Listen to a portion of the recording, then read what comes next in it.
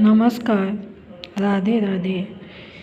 श्रीमद् भगवद गीता के द्वितीय अध्याय के आगे के श्लोक देखते हैं, जो कि गीता सार के नाम से प्रसिद्ध है अध्याय। इसके आगे के महत्वपूर्ण श्लोक हैं कि योगस्थ कुरु कर्माणि संगम त्यक्त्वा धनंजय। योगस्थ कुरु कर्माणि संगम त्यक्त्वा धनंजय सिद्ध असिद्ध समो भूत्वा समत्वम योग उच्यते।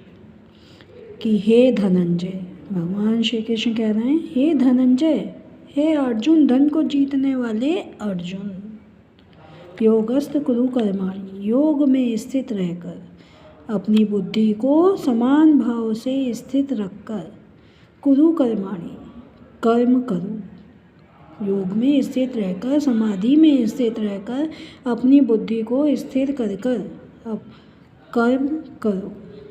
संगम त्यक्त्वा, और कैसे कर्म करो? आसक्ति को त्याग कर। संगम माने आसक्ति को, अपनी इच्छाओं को त्याग कर, सकाम इच्छाओं को त्याग कर तुम कर्म करो। सिद्ध असिद्ध्यो समो भूत्वा, और सिद्धि असिद्धि में, सफलता और विफलता में, सफलता और असफलता में समान भाव से रहकर तुम कर्म करो। कुरु कर्माणि, तुम कर्म करो। सफलता असफलता में समान भाव से रहकर ना तुम्हें सफलता की प्रसन्नता हो, ना असफलता का दुख हो। इस प्रकार से समान रहकर तुम कर्म करो।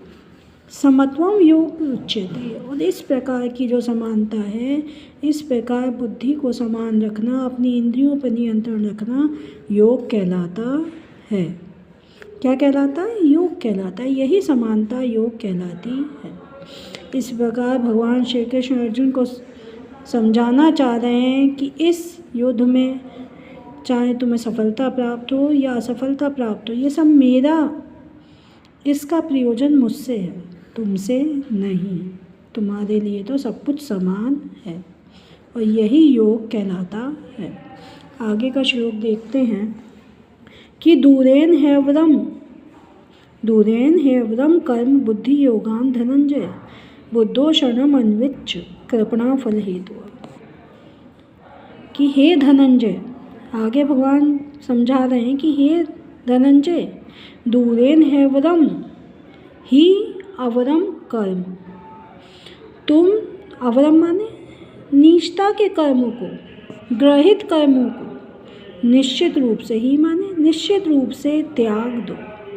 तुम निकृष्ट कर्मों से निश्चित रूप से दूर रहो। बुद्धि योगात, बुद्धि के योग से, अपने बुद्धि के योग से, भगवान श्री कृष्ण की भक्ति से, भक्ति के माध्यम से तुम निकृष्ट कर्मों से हमेशा दूर रहो। बुद्धो शरणम अन्विच्छ, और अपनी बुद्धि के बल पर, अपनी इंद्रियों के पर नियंत्रण के बल पर, भक्ति के बल पर तुम भगवान की शरण को ग्रहण करो। समर्पण को ग्रहण करो, पूर्ण समर्पण को ग्रहण करो। कृपणा फल हेतुवा, क्योंकि फल का कारण बनने वाले, क्योंकि कर्मों को फल की इच्छा से करने वाले लोग कृपण कहलाते हैं, अर्थात कंजूस कहलाते हैं।